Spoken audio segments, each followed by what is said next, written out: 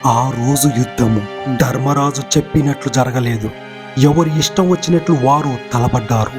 అర్జునుడు కర్ణుడిని ఎదుర్కొన్నాడు. మరొక పక్క శంశక్తులు అర్జునుడిని ఎదుర్కొన్నారు.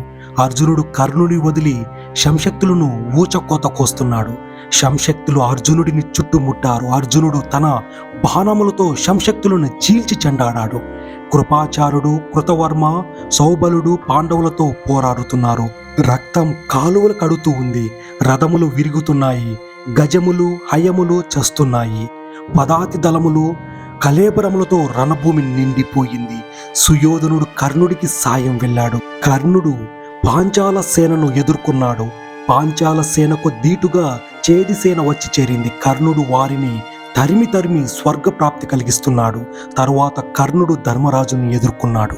దృష్టద్యుమ్నుడు కర్ణుడిని ఎదుర్కొన్నాడు. మరొక పక్క ప్రభద్రకులు కర్ణుడిని ఎదుర్కొన్నారు.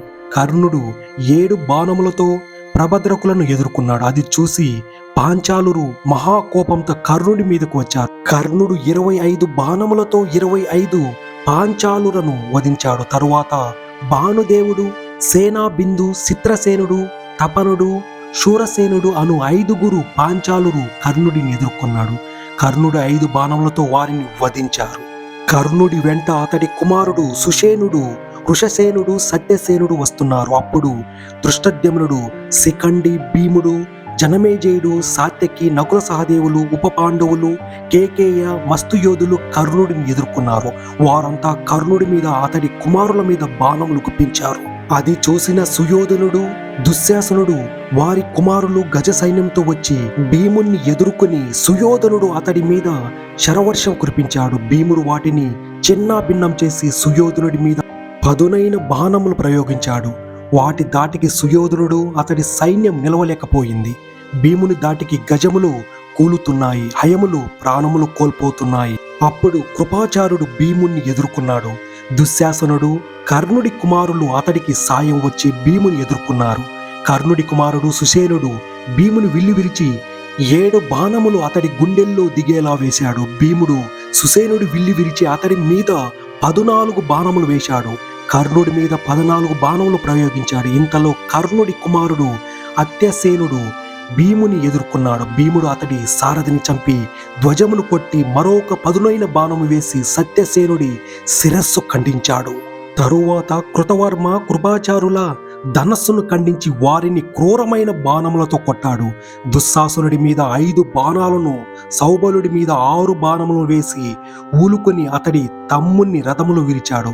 కర్ణుడి కుమారుడైన సుషేనుడిని చూసి, ఓరి సుషేన, ఈ రోజుతో సచ్చావురా అంటూ పదునైన బాణములను అతడి మీద ప్రయోగించాడు.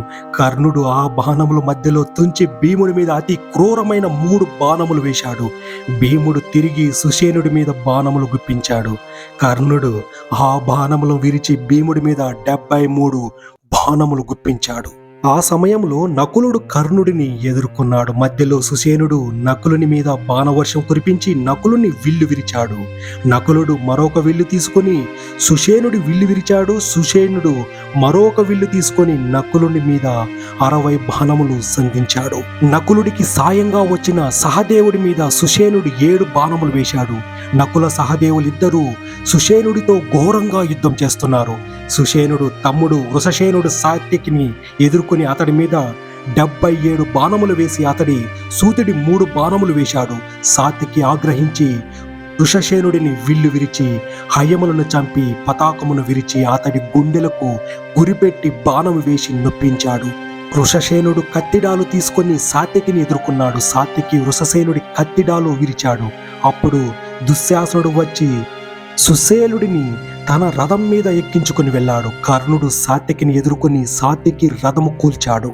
సాత్యకి మరొక రథము తీసుకొని కర్ణుడిని ఎదుర్కొన్నాడు. ఇంతలో ఉప పాండవులు దృష్టద్యుమ్నుడిని, శిఖండి, భీముడు, నకుల సహదేవుల సాత్యకికి సాయంగా వచ్చారు. కర్ణుడికి సాత్యకికి మధ్య ఘోర యుద్ధం జరిగింది. సాత్యకి, దృష్టద్యుమ్నుడు, ఉప పాండవులు కలిసి కర్ణుడి మీద శరవర్షం కురిపించాడు. కర్ణుడు వారందరి రథములను విరిచి వారిని విరుదలను చేశాడు.